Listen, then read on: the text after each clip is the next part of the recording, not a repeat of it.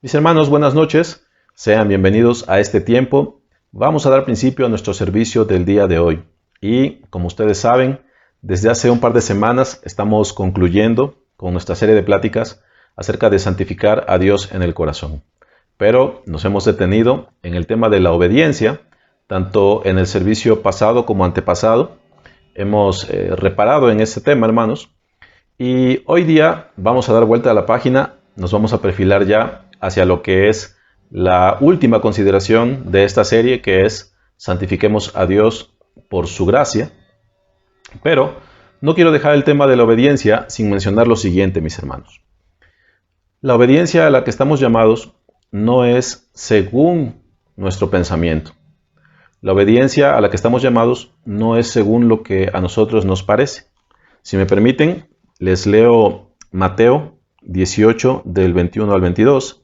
Dice: entonces se le acercó Pedro y le dijo: Señor, ¿cuántas veces perdonaré a mi hermano que peque contra mí? ¿Hasta 7? Jesús le dijo: no te digo hasta 7, sino aún hasta 70 veces 7. ¿Qué le quiero decir con este pasaje, mi hermano? Ahí leemos que Pedro se acercaba al Señor quizás como para mostrar su generosa misericordia, y le pregunta: Señor, ¿hasta cuántas veces perdonaré a mi hermano? Es una de esas preguntas que tienen por propósito hacernos quedar bien a nosotros mismos. Y entonces Pedro, pensando estar siendo generoso, le dice: ¿hasta 7 lo he de perdonar? Pero el Señor le dice: no te digo 7, sino aún hasta 70 veces 7. Es decir, siempre. Mi hermano, a semejanza de esto, los hombres nos quedamos cortos en cuanto a nuestro entendimiento de lo que la obediencia es. Así como Pedro se quedó corto en cuanto a lo que es al respecto del perdón, los hombres también nos quedamos cortos generalmente en nuestro entendimiento al respecto de lo que es la obediencia. Mi hermano, le invito, aunque vamos a dejar el tema, le invito a que se acerque a nuestro pastor. Hermana, acérquese con nuestro pastor, con su esposa. Hermanos, acérquense a los distintos maestros y hablemos acerca de la obediencia hacia nuestro Señor, en ese aspecto, en esa área de nuestra vida, etc. ¿Por qué? Porque la obediencia, hermano, no es una cuestión de mi medida o de mi percepción o de la idea que yo pueda tener. La idea de la obediencia, hermano, se plasma claramente en la palabra.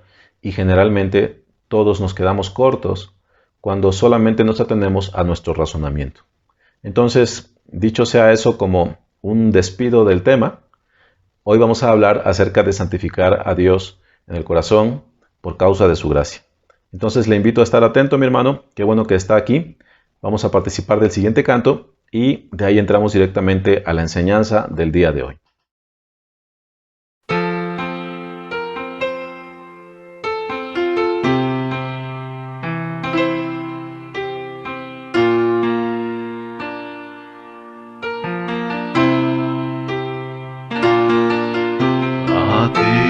Atribuimos la gloria, a ti atribuimos la honra, a ti atribuimos poder y majestad.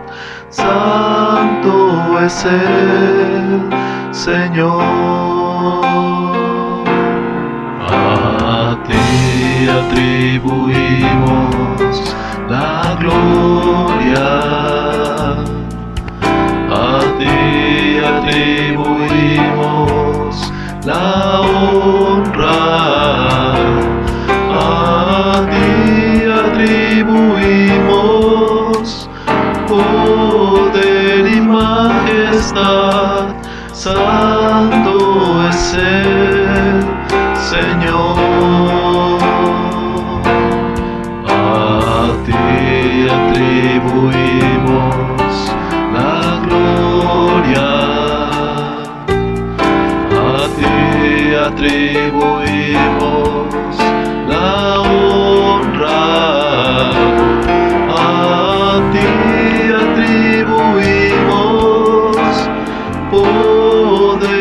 majestad, santo es el Señor.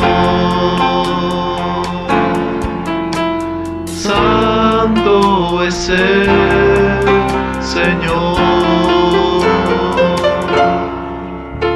Santo es el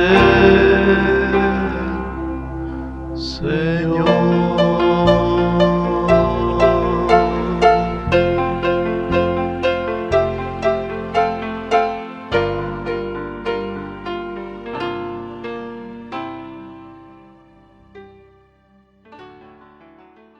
Bien, mis hermanos, hemos llegado al momento de participar de la palabra de nuestro Señor.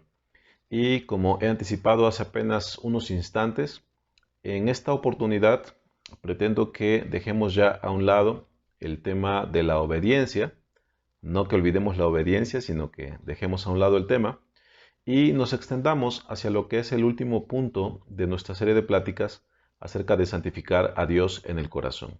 Ahora, este último punto, hermanos, tiene que ver con la gracia de nuestro Señor. Y voy a empezar con este comentario. He reservado este tema hasta este final porque, mis hermanos, la palabra de Dios, a su vez, hace un gran énfasis en la gracia de nuestro Señor. Hay una gran cantidad de versículos, de textos, de pasajes dedicados a la gracia del Señor.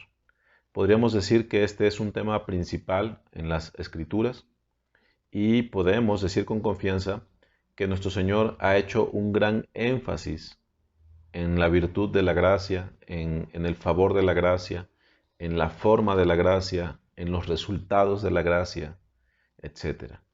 Entonces, mis hermanos, puesto que la palabra ha hecho eso, bueno, yo he querido apegarme a ello y por eso hemos reservado este tema al final, para hacer un mayor énfasis, para subrayar de una mejor manera lo que es la gracia de Dios. Y recuerde usted nuestro enfoque.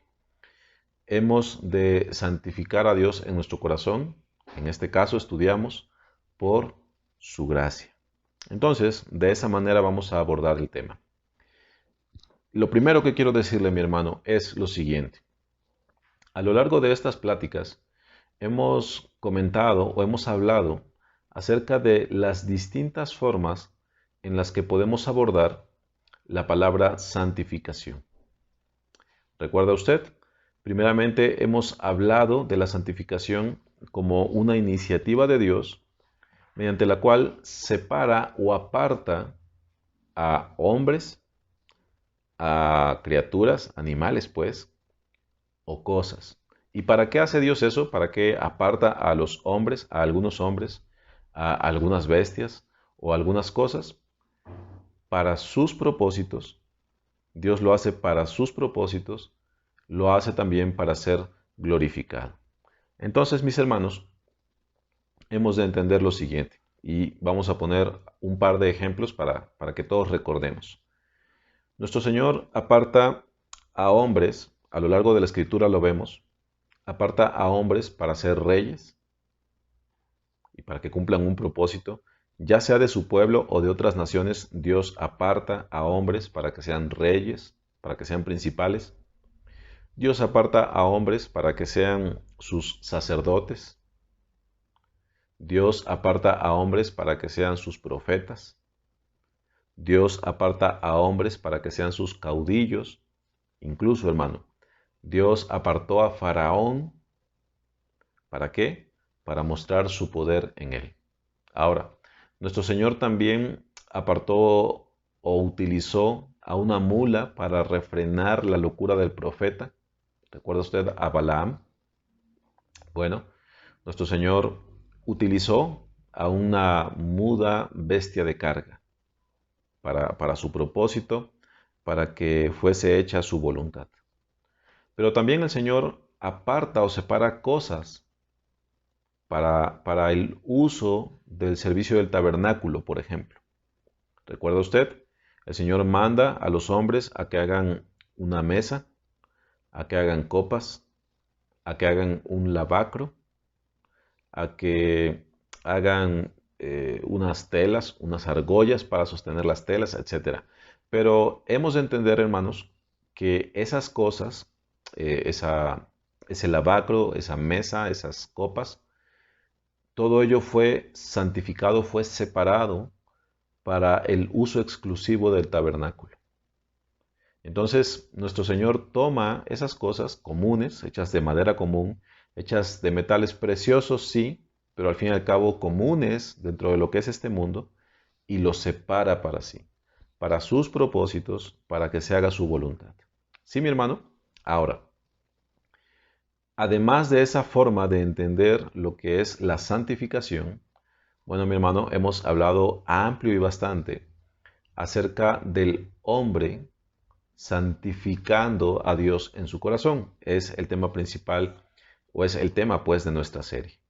¿Esto cómo sucede? Bueno, Dios toma a un hombre común, es decir, toma a un hombre de entre todos los hombres, lo salva, y ese hombre entonces tiene la posición, ese hombre puede ahora conocer a Dios, y empieza a conocer a Dios, empieza a considerar las excelencias de su Hacedor, sus perfecciones, sus atributos, sus virtudes, y conforme ese hombre contempla y conoce más y más a Dios, ese hombre empieza a santificarle, empieza a separarle.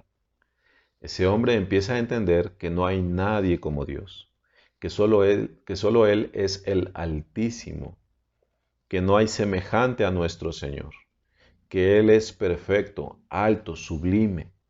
Y conforme el hombre más va entendiendo, más va santificando al Señor. Nadie es como Él, nadie es semejante a Él. Y eso es santificar al Señor en nuestro corazón. Ahora, mis hermanos, además de esas dos formas de comprender o de abordar lo que es la santificación, hoy quiero hablarles acerca de la gracia. Y déjeme decirle que la gracia es el ámbito por excelencia donde los creyentes podemos entender lo que la santificación es.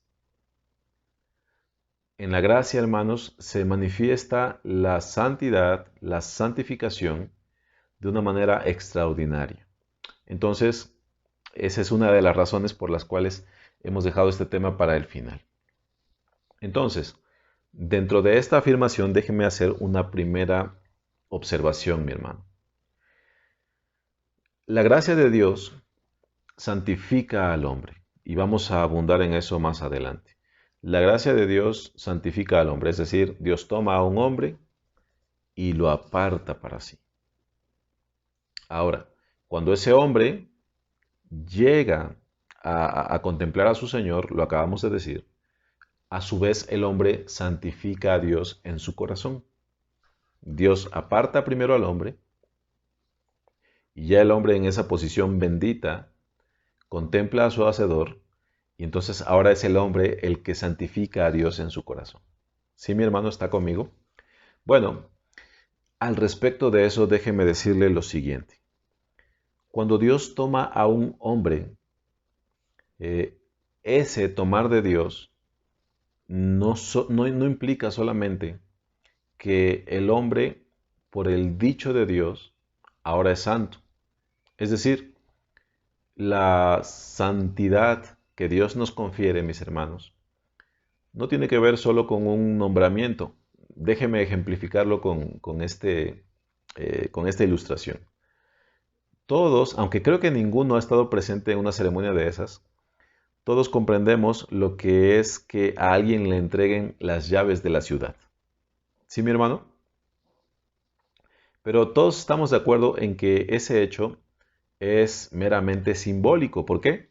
Porque en realidad no hay un lugar donde esa llave se puede insertar y a donde nosotros podamos entrar y obtener, no sé, un beneficio, ¿no? Es decir, si a mí me entregan las llaves de la ciudad, bueno, me están honrando, me están distinguiendo, pero eso no tiene ninguna utilidad práctica, ¿no? Esa llave no sirve para nada en realidad. Bueno, mi hermano, la santificación que proviene de la gracia definitivamente no es como ese entregar las llaves de la ciudad. no es un nombramiento inútil o no es algo honorífico que solamente se queda en el papel. Definitivamente no hay algo que pueda estar más lejos de la realidad que esta suposición. Mi hermano, la santidad que le es conferida al hombre por la gracia es lo más hermoso, sublime y verdadero que el hombre puede recibir de parte de nuestro Señor. La santificación que proviene de la gracia no es un título, no es algo honorífico, es algo real, mi hermano, y de eso vamos a hablar en el tiempo que nos resta. Que un creyente sea santo no es una filosofía, ni consiste en que nosotros adoptemos una actitud hacia la vida. No, mi hermano, la santificación que proviene de la gracia es de hecho, hermano, el hecho, déjeme ser redundante porque me he atrapado en las palabras, es un hecho, hermano, que verdaderamente le confiere santidad al hombre. Ahora, quiero hacer una pregunta para que entendamos todos de qué estamos hablando. ¿Por qué el Espíritu de Dios puede morar en nosotros? Aparenta ser esta una pregunta no tan complicada, hermanos, pero déjenme ilustrarles o déjenme ampliarles más bien la pregunta. Nosotros entendemos que un hombre muerto en sus delitos y pecados no puede estar en la presencia de Dios porque sería consumido, porque Dios es santo y porque el hombre no lo es. Entonces, todos comprendemos que el pecador no puede habitar en la presencia del Señor. ¿Sí, hermanos?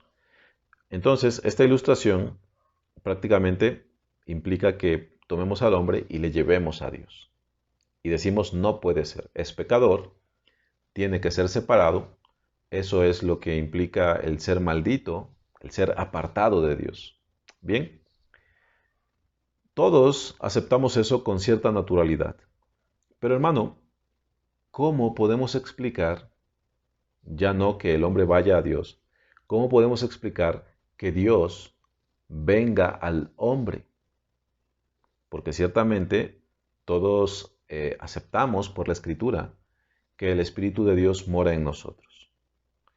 ¿Qué ha cambiado, hermanos? Por cuanto el pecador no puede estar delante de Dios porque debe ser consumido. ¿Qué ha cambiado que ahora Dios puede venir a morar en el hombre? Déjeme decirle, mi hermano, que cuando el Espíritu de Dios viene, cuando el Espíritu Santo viene al hombre, no sucede que el Espíritu deja su majestad, su santidad, su dignidad afuera y que algo que ya fue desvestido de eso entre en nosotros. Eso es una blasfemia, hermano. Cuando el Espíritu del Señor viene a morar en nosotros, Él no disminuye sus atributos, Él no cambia. Entonces, ¿cómo puede explicarse que el hombre no pueda ir a Dios, el hombre pecador, pero cómo explicamos que el Espíritu de Dios viene al hombre, viene al creyente? La respuesta simple podría ser, bueno, pues porque cree en Cristo. Pero hermano, si usted me entiende o si yo me explico, ¿cómo es posible que el Dios Santo en la persona del Espíritu venga a mí? ¿Por qué no soy consumido? Pues de hecho aún peco. Hace algunos domingos estaba en casa de nuestro hermano Ignacio y su familia. Y allí comentaba yo esta cuestión, hermanos, que es bien entrañable, al menos para mí, y se la comparto ahora en este espacio. ¿Por qué el Espíritu puede habitar en nosotros? Si Dios es santo. La única respuesta posible, hermano, hay dos posibles respuestas. Uno, no es verdad, no habita en nosotros, pero No vengo yo aquí a decir esas cosas. ¿Por qué el Espíritu de Dios puede habitar en nosotros? La única respuesta posible, si se piensa bien, la única respuesta posible a esta pregunta es porque el hombre ha llegado a ser verdaderamente santo. No como una mención honorífica, no como las llaves de la ciudad, que no sirven para nada, que son solo papel, un reconocimiento allí. Cuando hablamos acerca de que el hombre ha venido a verdaderamente ser santo, hermano, bueno, eso se puede corroborar en el hecho de que el Espíritu ha venido a morar en nosotros. Es una cuestión, hermano, que debiera admirarnos y que debiera llevarnos a comprender un tanto mejor lo que es la gracia de Dios. Y recuerde, el enfoque de este estudio es que los hombres debemos santificar al Señor en nuestro corazón por causa de su gracia. Porque es por causa de la gracia de Dios que esto es posible, que Dios venga al hombre. Para que Dios venga al hombre es necesario que éste sea verdaderamente santo. Y eso, hermanos, es una cuestión que debiera intrigarnos, que debiera hacernos preguntar, ¿cómo es eso? ¿Por qué? Porque todos, hermanos, los creyentes, todos todavía experiencialmente caemos. Experiencialmente hablando, no somos perfectos. Y sin embargo, el Espíritu de Dios mora en nosotros. Perdone usted que sea yo tan redundante, mi hermano, pero compréndame. Debemos resolver en nuestro corazón por qué esto es posible. Y la razón, como ya he comentado, la razón por la que el Espíritu de verdad puede estar en nosotros es porque el hombre, no en título, no como un nombramiento solamente, no como una filosofía únicamente, sino que verdaderamente el hombre ha llegado a ser hecho santo por Dios, por el mérito del Señor, por la gracia de Él. Pensando en esto, hermano, le invito a pensar, valga la redundancia, le invito a pensar un poco en Isaías 1:18. Ahí se nos dice, hermano, que si nuestros pecados y transgresiones fueran rojos como el carmesí, estos vendrán a ser emblanquecidos como la nieve. Si fueran como la grana, vendrán a ser como blanca lana. Esto no es poesía, hermanos. En verdad, los pecados del hombre son emblanquecidos. Ah, permítame hacer esta ilustración, una ilustración que no debe ser tomada obviamente al pie de la letra, hermano. Si nosotros tenemos un trapo inmundo lleno de sangre, lleno de pus, que está en el suelo, con el que se han limpiado aguas negras, hermanos. Bueno, en verdad ninguno de nosotros pensaría en cubrirse con él en una noche fría.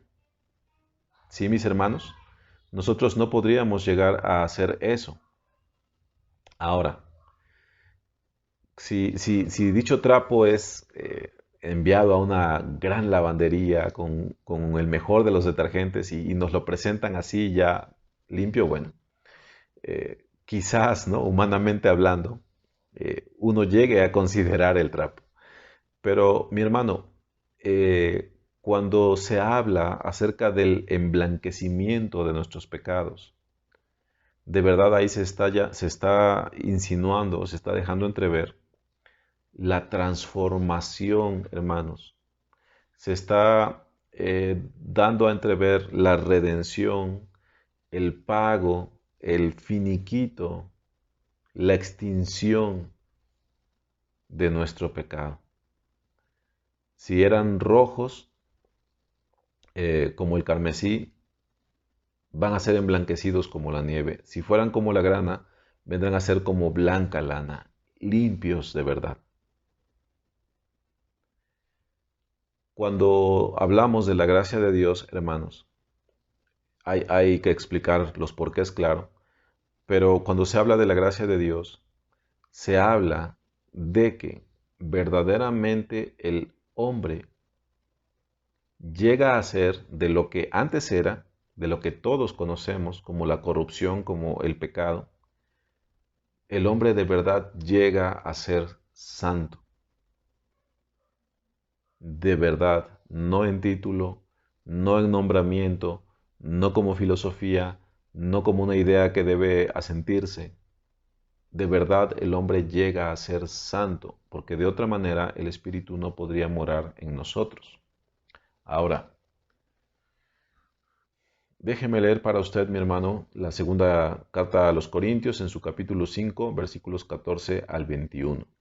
Dice, porque el amor de Cristo nos constriñe, pensando esto, que si uno, Cristo, murió por todos, luego todos murieron.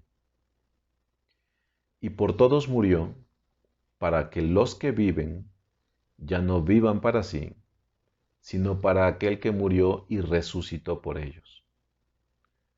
De manera que nosotros de aquí en adelante a nadie conocemos según la carne, y aun si a Cristo conocimos según la carne, ya no lo conocemos así. De modo que, si alguno está en Cristo, nueva criatura es. Las cosas viejas pasaron, he aquí, todas son hechas nuevas. Espero, hermano, que el comentario anterior que he empezado a hacer acerca de la presencia del Espíritu en el creyente le ayude, hermano, le sirva para iluminar, para refrescar, pues, la lectura de este texto. De modo que si alguno está en Cristo, nueva criatura es, las cosas viejas pasaron, he aquí todas son hechas nuevas. Y todo esto proviene de Dios, quien nos reconcilió consigo mismo por Cristo, y nos dio el ministerio de la reconciliación, que Dios estaba en Cristo reconciliando consigo al mundo, no tomándoles en cuenta a los hombres sus pecados, y nos encargó a nosotros la palabra de la reconciliación. Así que somos embajadores en nombre de Cristo, como si Dios rogase por medio de nosotros, os rogamos en nombre de Cristo, reconciliados con Dios. Mire, hermano, al que no conoció pecado, por nosotros lo hizo pecado, para que nosotros fuésemos hechos justicia de Dios en él. Usted seguramente recuerda ese canto que entonamos, glorioso intercambio. Oh, qué gran misterio. Ciertamente lo es, hermano. Al que no conoció pecado, al justo, al limpio, al santo, por nosotros lo hizo pecado. La culpa de nuestro pecado es sobre él, por su llaga fuimos curados, para que nosotros fuésemos hechos justicia de Dios en él. De modo que la justicia de Cristo es puesta sobre mí y mi pecado es puesto sobre él. Casi que no se puede dejar de ver, hermano, que sobre nuestro Señor fue puesta nuestra culpa. Pero permítame, hermano, hacer este énfasis por el enfoque de nuestro estudio. Su justicia fue puesta sobre mí. Y tendría yo que repetir esta expresión tantas veces como fuera necesario, hermano. Su justicia fue puesta sobre mí. Y otra vez, mi hermano, para que penetre en nuestros sentidos, en nuestro corazón, su justicia, así como mi pecado fue puesto sobre él, su justicia fue puesta sobre mí. Y eso, hermanos, tiene que llevarnos a la conclusión siguiente. De verdad, delante de Dios soy santo, porque la justicia de Cristo está sobre mi persona. Y la otra conclusión, hermano, la otra derivación de estas consideraciones es, hemos de santificar a Dios en el corazón por su gracia. Sí, mi hermano. Ahora, voy a prácticamente concluir este tiempo con el siguiente comentario, mi hermano.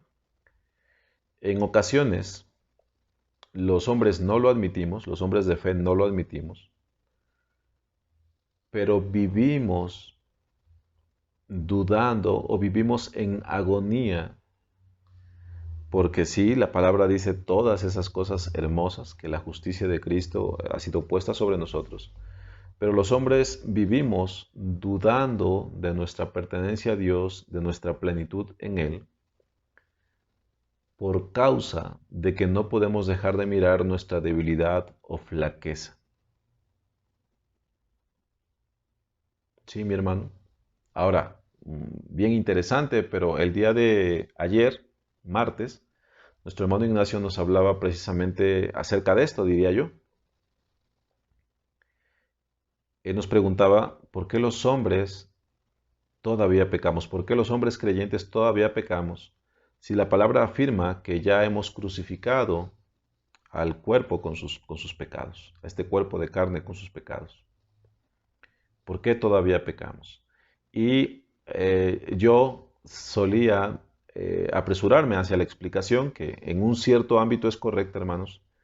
Yo daba la explicación de que, bueno, nuestro cuerpo todavía no ha sido redimido. Y bueno, podemos tomar esa respuesta como correcta, hermano, pero nuestro hermano nos llevaba a la consideración de lo siguiente, nuestro hermano Ignacio. En verdad, en Cristo, hermanos, se nos han concedido todas las cosas que pertenecen a la vida y a la verdad. Bendiciones celestiales. En verdad, mis hermanos, en la gracia de Dios, el hombre puede vencer al pecado. Y una conclusión a la cual llegábamos el día de ayer en la clase es que esta afirmación no viene a decirle a usted, si pecas no eres de Dios. No se trata de eso, hermano, porque hay provisión de Dios para el pecado. Como ayer también comentábamos, que si pecamos, abogado tenemos para con el Padre. Hay provisión y se contempla que a pesar de todo lo que Dios ha hecho por nosotros, el hombre todavía peca. Pero, mis hermanos, dentro de la gracia del Señor, tengo que subrayar esto, en realidad el Señor nos ha dado victoria. Falta que nosotros hagamos por ella. Todo pecado puede y debe vencerse, hermanos. Que estamos en la carne, sí, mis hermanos, pero debiéramos tener una vida que sea de acuerdo a lo que el Señor ha hecho por nosotros, a lo que el Señor ha afirmado acerca de nosotros. Ahora, muchos hermanos vivimos negando, vivimos en angustia por cuanto vemos la diferencia entre la afirmación bíblica y lo que es nuestra vida. Por eso he hecho el comentario anterior. Al respecto de esto, hermano, déjeme ver otra vez el tiempo. Quiero compartirle Génesis, el texto de Génesis 45 del 23 al 28. Este texto, hermano, no tiene que ver en sí con la negación o con la angustia dentro de la gracia. Yo estoy tomando este texto solamente para valerme de él por la reacción muy humana que vemos aquí, en este caso en Jacob. Ahora me va usted a entender. Este texto, hermano, proviene de que José ya se ha dado a conocer a sus hermanos. Ya se ha manifestado a ellos y ahora él les envía para que vayan por su padre Jacob y le traigan a él. Entonces, para que su padre entienda que él está vivo y que está en gloria ahí en Egipto, José envía algunas cosas. Dice, y a su padre envió esto: 10 asnos cargados de lo mejor de Egipto, y 10 asnas cargadas de trigo, y pan y comida para su padre en el camino. Y despidió a sus hermanos, y ellos se fueron, y él les dijo, no riñáis por el camino. ¿Se ubica usted el texto, hermano? Bueno. Y subieron de Egipto, y llegaron a la tierra de Canaán, a Jacob, su padre. y le dieron las nuevas diciendo, José vive aún. Imagine qué noticia, hermano. Obviamente, Jacob no sabía hasta ese momento de todas las maldades de sus hijos, pero llegan pues de Egipto y le dicen, José vive aún, y él es Señor en toda la tierra de Egipto. Y mire, ponga mucha atención a esta sección. Y el corazón de Jacob se afligió porque no les creía. Esto es exactamente lo que nos pasa a muchos hermanos. Cuando escuchamos la afirmación acerca de nuestra bienaventuranza y santidad, acerca de lo que Dios nos ha dado en Cristo Jesús por la gracia del Señor, muchos de nosotros nos afligimos y no lo creemos. Muchos de nosotros somos retenidos en esa angustia por muchos años y sí asentimos intelectualmente a las afirmaciones de la gracia, pero vivimos la mayor parte del tiempo cabizbajos, sin poder levantar libremente nuestro rostro al cielo, sin entender que en realidad Dios nos ha hecho santos en Cristo Jesús. Ahora, el texto, hermanos, termina de la siguiente manera. Dice que él no les creía, dice Jacob no les creía, y ellos, los hijos, le contaron todas las palabras de José que él les había hablado.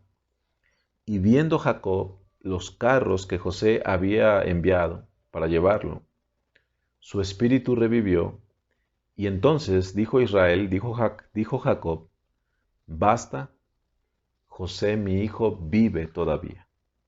Después de ese lapso de angustia, de incredulidad, Jacob llegó a decir, basta, José mi hijo vive todavía. Es bien hermoso el texto, hermano, y yo le invito a que lo considere de esta forma. La afirmación de la palabra, hermano, es que usted es, si está en Cristo, es que usted es santo, no de título, no de nombramiento, no son las llaves de la ciudad. La afirmación bíblica, la afirmación de la Escritura es que usted ha sido hecho santo y que por eso usted es de hecho santo y santo delante de Dios. Le recuerdo esto, que la justicia de Cristo fue puesta sobre usted de la misma forma que el pecado suyo, mi hermano, fue puesto sobre Cristo. Nuestro Señor no murió simbólicamente. Nuestro Señor no fue la víctima del pecado en un cuento. De verdad, Él lo fue. Y así como de verdad nuestro Señor, así como de verdad sobre nuestro Señor fue puesto el pecado, de verdad, mi hermano, la justicia de Él ha sido puesta sobre nosotros. Le recuerdo, mi hermano, estamos enfocando esta plática hacia el santificar a Dios en el corazón por causa de su gracia. Y ahora que hemos mencionado estas cosas, yo espero que usted juntamente conmigo pueda glorificar al Señor por algo bien conocido de nosotros, por su gracia, pero entendiendo estas cosas, renovemos todo esto. Mi hermano,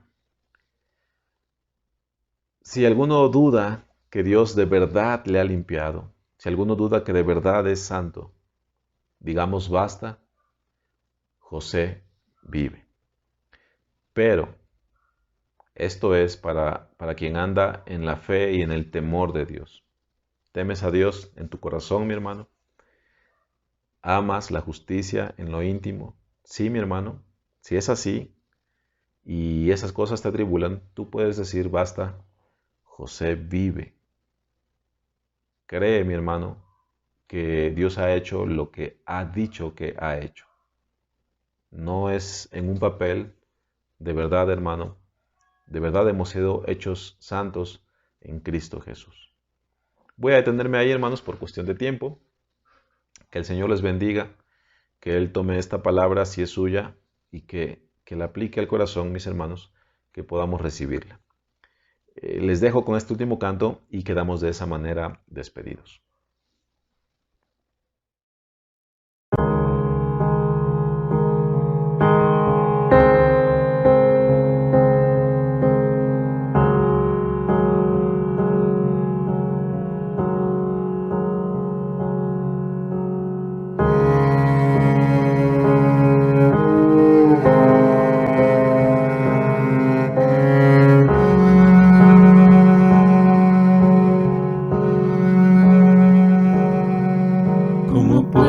puede ser que el bueno y justo se hizo hombre y fuera a morir por el más vil pecador, como siendo yo su enemigo, el sufrimiento en mi lugar tomó en aquella cruz y cargó mi maldad sobre él.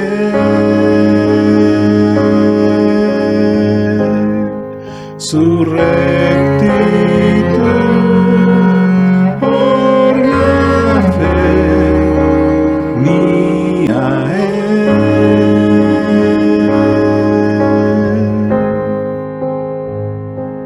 Aleluya, glorioso intercambio, oh cuán gran misterio, que por gracia salvo soy. Aleluya, gloria sea a Cristo, por su sacrificio, declarado justo soy en él.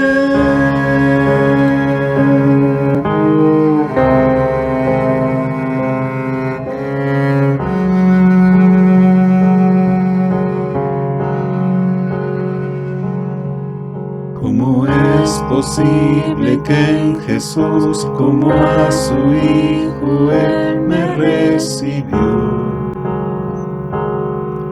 Y su nombre llevo hoy, su perfecta vida de obediencia al Padre, al yo creer, Él me otorgó y perdón me dio, pues cargó mi maldad sobre él. Su